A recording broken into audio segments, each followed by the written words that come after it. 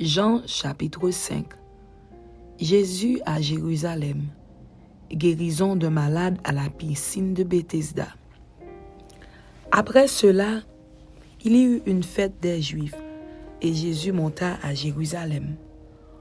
Or, à Jérusalem, près de la porte des brebis, il y a une piscine qui s'appelle en hébreu Bethesda et qui a 5 portiques. Sous ces portiques étaient couchés un grand nombre des malades, des aveugles, des boiteux, des paralytiques qui attendaient le mouvement de l'eau. Car un ange descendait de temps en temps dans la piscine et agitait l'eau. Et celui qui y descendait le premier, après que l'eau avait été agitée, était guéri, quelle que fût sa maladie. Là se trouvait un homme malade depuis 38 ans. Jésus, l'ayant vu coucher et sachant qu'il était malade depuis longtemps, lui dit, « Veux-tu être guéri ?» Le malade lui répondit, « Seigneur, je n'ai personne pour me jeter dans la piscine quand l'eau est agitée. Et pendant que j'y vais, un autre descend avant moi. »« Lève-toi, lui dit Jésus, prends ton lit et marche. » Aussitôt cet homme fut guéri. Il prit son lit et marcha. C'était un jour de sabbat. Les Juifs dirent donc à celui qui avait été guéri, « C'est le sabbat, il ne t'est pas permis d'emporter ton lit. » Il leur répondit, « Celui qui m'a guéri m'a dit, « Prends ton lit et marche. » Ils lui demandèrent, « Qui est l'homme qui t'a dit, « Prends ton lit et marche » ?» Mais celui qui avait été guéri ne savait pas qui c'était, car Jésus avait disparu de la foule qui était en ce lieu. Depuis, Jésus le trouva dans le temple et lui dit, « Voici, tu as été guéri, ne pêche plus, de peur qu'il ne t'arrive quelque chose de pire. » Cet homme s'en alla et annonça aux Juifs que c'était Jésus qui l'avait guéri. C'est pourquoi les Juifs poursuivaient Jésus, parce qu'il faisait ces choses le jour du sabbat. Accusation des Juifs et réponse de Jésus. Mais Jésus leur répondit, « Mon Père agit jusqu'à présent, moi aussi j'agis. » À cause de cela, les Juifs cherchaient encore plus à le faire mourir, non seulement parce qu'il violait le sabbat, mais parce qu'il appelait Dieu son propre Père, se faisant lui-même égal à Dieu. Jésus reprit donc la parole et leur dit, « En vérité, je vous le dis, le Fils ne peut rien faire de lui-même. Il ne fait que ce qu'il voit faire au Père, et tout ce que le Père fait, le Fils aussi le fait pareillement. Car le Père aime le Fils et lui montre tout ce qu'il fait. Et il lui montrera des œuvres plus grandes que celles-ci, afin que vous soyez dans l'étonnement. Car comme le Père ressuscite les morts et donne la vie, ainsi le Fils donne la vie à qui il veut. Le Père ne juge personne, mais il a remis tout jugement au Fils, afin que tous honorent le Fils comme ils honorent le Père. Celui qui n'honore pas le Fils n'honore pas le Père qui l'a envoyé. En vérité, je vous le dis, celui qui écoute ma parole et qui croit à celui qui m'a envoyé a la vie éternelle et ne vient point en jugement, mais il est passé de la mort à la vie. En vérité, je vous le dis, l'heure vient, et elle est déjà venue, où les morts entendront la voix du Fils de Dieu. Et ceux qui l'auront entendu vivront. Car comme le Père a la vie en lui-même, ainsi il a donné au Fils d'avoir la vie en lui-même. Et il lui a donné le pouvoir de juger parce qu'il est Fils de l'homme. Ne vous étonnez pas de cela, car l'heure vient où tous ceux qui sont dans les sépulcres entendront sa voix et en sortiront. Ceux qui auront fait le bien ressusciteront pour la vie, mais ceux qui auront fait le mal ressusciteront pour le jugement. Je ne puis rien faire de moi-même. Selon que j'entendis, le juge et mon jugement est juste. Parce que je ne cherche pas ma volonté, mais la volonté de celui qui m'a envoyé. Si c'est moi qui rends témoignage de moi-même, mon témoignage n'est pas vrai. Il y en a un autre qui rend témoignage de moi, et je sais que le témoignage qu'il rend de moi est vrai. Vous avez envoyé vers Jean, et il a rendu témoignage à la vérité. Pour moi, ce n'est pas d'un homme que je reçois le témoignage, mais je dis ceci afin que vous soyez sauvés. Jean était la lampe qui brûle et qui luit, et vous avez voulu vous réjouir une heure à sa lumière. Moi, j'ai un témoignage plus grand que celui de Jean, car les œuvres que le Père m'a donné d'accomplir, ces œuvres mêmes que je fais, témoignent de moi que c'est le Père qui m'a envoyé. Et le Père qui m'a envoyé a rendu lui-même témoignage de moi. Vous n'avez jamais entendu sa voix, vous n'avez point vu sa face, et sa parole ne demeure point en vous, parce que vous ne croyez pas à celui qui l'a envoyé. Vous sondez les Écritures parce que vous pensez avoir en elles la vie éternelle. Ce sont elles qui rendent témoignage de moi. Et vous ne voulez pas venir à moi pour avoir la vie. Je ne tire pas ma gloire des hommes, mais je sais que vous n'avez point en vous l'amour de Dieu. Je suis venu au nom de mon Père, et vous ne me recevez pas. Si un autre vient en son propre nom, vous le recevrez. Comment pouvez-vous croire, vous qui tirez votre gloire les uns des autres, et qui ne cherchez point la gloire qui vient de Dieu seul? Ne pensez pas que moi, je vous accuserai devant le Père. Celui qui vous accuse, c'est Moïse, en qui vous avez mis votre espérance. Car si vous croyez Moïse, vous me croiriez aussi, parce qu'il a écrit de moi. Mais si vous ne croyez pas à ses écrits, comment croirez-vous à mes paroles?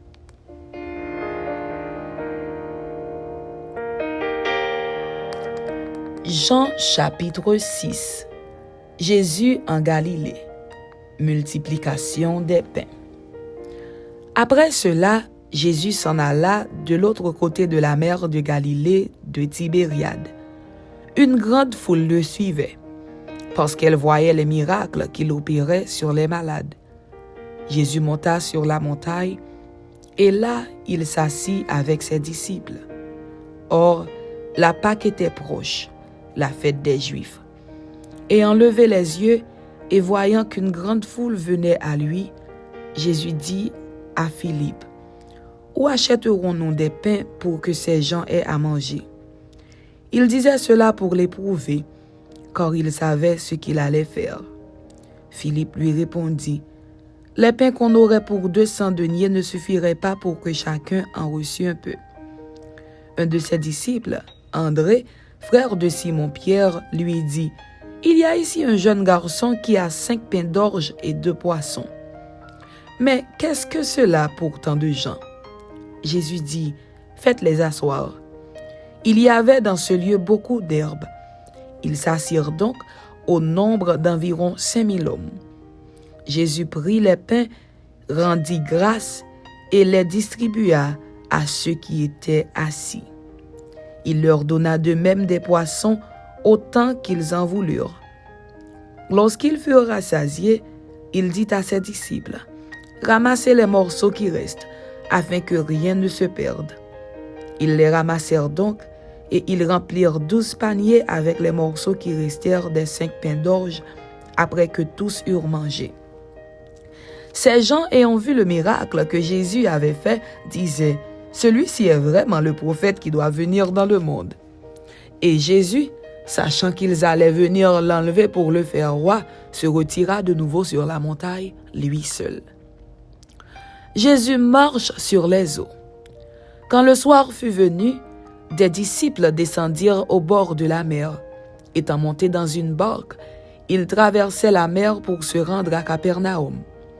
Il faisait déjà nuit, et Jésus ne les avait pas encore rejoints. Il soufflait un grand vent, et la mer était agitée. Après avoir ramé environ 25 ou 30 stades, ils virent Jésus marchant sur la mer et s'approchant de la barque. Et ils eurent peur. Mais Jésus leur dit, « C'est moi, n'ayez pas peur. » Ils voulaient donc le prendre dans la barque, et aussitôt la barque aborda au lieu où ils allaient. Le pain de vie. Abandon de quelques disciples. La foule qui était restée de l'autre côté de la mer avait remarqué qu'il ne se trouvait là qu'une seule barque, et que Jésus n'était pas monté dans cette barque avec ses disciples, mais qu'ils étaient partis seuls.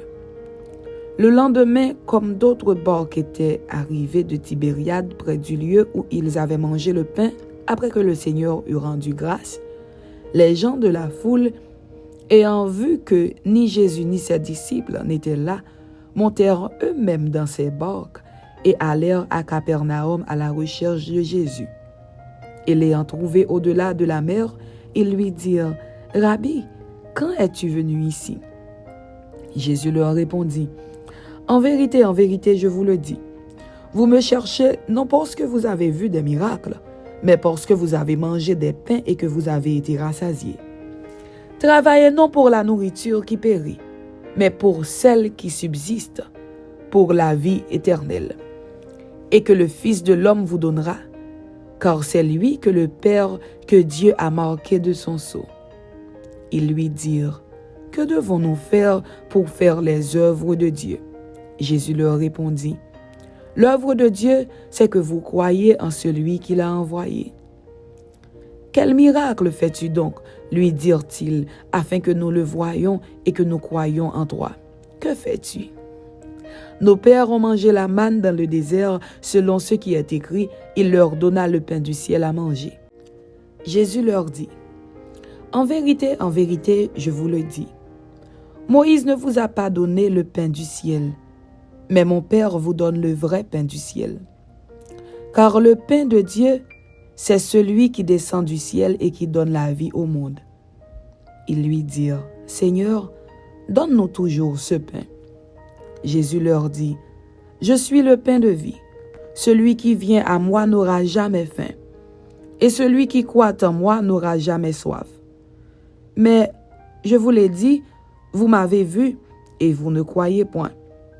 Tous ceux que le Père me donne viendront à moi, et je ne mettrai pas dehors celui qui vient à moi. Car je suis descendu du ciel pour faire non ma volonté, mais la volonté de celui qui m'a envoyé. Or, la volonté de celui qui m'a envoyé, c'est que je ne perde rien de tout ce qu'il m'a donné, mais que je le ressuscite au dernier jour. La volonté de mon Père, c'est que quiconque voit le Fils et croit en lui ait la vie éternelle, et je le ressusciterai au dernier jour. » Les Juifs murmuraient à son sujet parce qu'il avait dit « Je suis le pain qui est descendu du ciel. » Et ils disaient « N'est-ce pas là Jésus, le fils de Joseph, celui dont nous connaissons le Père et la Mère? Comment donc dit-il « Je suis descendu du ciel » ?» Jésus leur répondit « Ne murmurez pas entre vous. Nul ne peut venir à moi si le Père qui m'a envoyé ne l'attire, et je le ressusciterai au dernier jour. Il est écrit dans les prophètes, ils seront tous enseignés de Dieu. Ainsi, quiconque a entendu le Père et a reçu son enseignement vient à moi. C'est que nul n'a vu le Père, sinon celui qui vient de Dieu. Celui-là a vu le Père. En vérité, je vous le dis, celui qui croit en moi a la vie éternelle. Je suis le pain de vie. Vos pères ont mangé la manne dans le désert, et ils sont morts. C'est ici le pain qui descend du ciel, afin que celui qui en mange ne meure point. Je suis le pain vivant qui est descendu du ciel. Si quelqu'un mange de ce pain, il vivra éternellement. Et le pain que je donnerai, c'est ma chair, que je donnerai pour la vie du monde. » Là-dessus, les Juifs disputaient entre eux, disant, « Comment peut-il nous donner sa chair à manger? » Jésus leur dit, « En vérité, je vous le dis, si vous ne mangez la chair du Fils de l'homme, et si vous ne buvez son sang, vous n'avez point la vie en vous-même. Celui qui mange ma chair et qui boit mon sang a la vie éternelle, et je le ressusciterai au dernier jour. Car ma chair est vraiment une nourriture, et mon sang est vraiment un breuvage. Celui qui mange ma chair et qui boit mon sang demeure en moi, et je demeure en lui. Comme le Père qui est vivant m'a envoyé, et que je vis par le Père, ainsi celui qui me mange vivra par moi. C'est ici le pain qui est descendu du ciel. Il n'en est pas comme de vos pères qui ont mangé la manne et qui sont morts. Celui qui mange ce pain vivra éternellement. » Jésus dit ces choses dans la synagogue, enseignant à Capernaum. Confession de Pierre. Plusieurs de ses disciples, après l'avoir entendu, dirent « Cette parole est dure, qui peut l'écouter ?» Jésus, Sachant en lui-même que ses disciples murmuraient à ce sujet, leur dit, « Cela vous scandalise-t-il? Et si vous voyez le Fils de l'homme monter où il était auparavant? C'est l'Esprit qui vivifie. La chair ne sert de rien. Les paroles que je vous ai dites sont esprit et vie. Mais il en est parmi vous quelques-uns qui ne croient point. » Car Jésus savait dès le commencement qui étaient ceux qui ne croyaient point, et qui était celui qui le livrerait. Et il ajouta, « C'est pourquoi je vous ai dit que nul ne peut venir à moi si cela ne lui a été donné par le Père. » Dès ce moment, plusieurs de ses disciples se retirèrent et ils n'allaient plus avec lui. Jésus donc dit aux 12, « Et vous, ne voulez-vous pas aussi vous en aller? » Simon-Pierre lui répondit, « Seigneur, à qui irions-nous? Tu as les paroles de la vie éternelle. Et nous avons cru et nous avons connu que tu es le Christ, le Saint de Dieu. » Jésus leur répondit, « N'est-ce pas moi qui vous ai choisis, vous les 12? Et l'un de vous est un démon. » Il parlait de Judas Iscariote, fils de Simon, car c'était lui qui devait le livrer, lui, l'un des 12. Amen. C'était Jean chapitre 5 et Jean chapitre 6. Que Dieu vous bénisse. Amen.